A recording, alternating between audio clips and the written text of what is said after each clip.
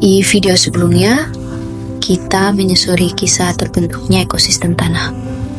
Bagaimana batu yang sepi berubah menjadi rumah besar penuh kehidupan. Mikroba datang duluan, cacing mulai menggali, tanah jadi hidup. Tapi ada satu bintang tamu yang belum kita bahas. Serangga. Ya, si kaki 6, si kecil desit, si penggali sejati. Tapi pertanyaannya, dari mana datangnya serangga tanah pertama? Dan kenapa mereka seolah sudah tahu cara hidup di sana? Mari kita kembali ke masa ketika bumi masih muda. Tanah sudah mulai terbentuk. Mikroba sudah ramai, tumbuhan pertama pun mulai muncul. Dan dari balik bebatuan, datanglah makhluk kecil yang lapar dan penasaran.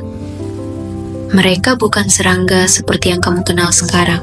Belum ada kupu-kupu, belum ada semut. Yang ada adalah makhluk-makhluk mirip limpan, mirip kutu, mirip alien versi mini, dan mereka berevolusi dari leluhur laut. Dulu, sebagian besar makhluk hidup di laut. Tapi ketika daratan mulai hijau dan tanah mulai berisi nutrisi, beberapa makhluk nekat naik ke darat. Mereka belajar bertahan tanpa insang, belajar menggali, sembunyi, dan ya makan apa aja yang bisa dimakan. Dan saat tanah sudah cukup stabil, beberapa dari mereka memutuskan, oke, di sini aja, ini rumahku sekarang. Mereka berevolusi cepat, tubuh jadi kecil dan gesit, kaki jadi banyak, mata kadang nggak perlu. Yang penting bisa nyusup ke celah-celah tanah.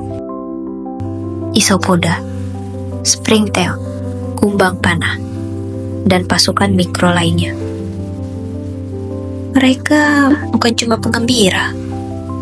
Mereka pengurai, pengangkut, dan pengatur sirkulasi nutrisi. Kalau tanah itu restoran, maka serangga tanah adalah waiternya. Mereka yang angkat piring, angkut sisa, dan pastikan dapur tetap bersih. Dan mereka tidak sendiri, karena saat akar-akar pohon mulai tumbuh, ada satu lagi makhluk yang muncul, jamur. Lebih tepatnya, jamur mycorrhiza. Tapi, jamur ini beda. Dia bukan penghuni biasa. Dia membuat kesepakatan dengan pohon, dengan tanah, dengan serangga. Dan itu adalah cerita kita selanjutnya. Tentang jamur yang hidup di akar, tapi mengatur hutan. Tentang jaringan bawah tanah yang menghubungkan segalanya. Tapi, untuk sekarang, jangan lupakan satu hal.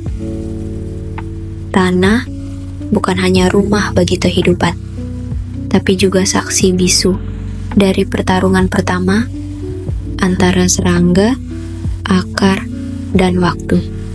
Subscribe dan bersiaplah, karena tanah belum selesai berbicara.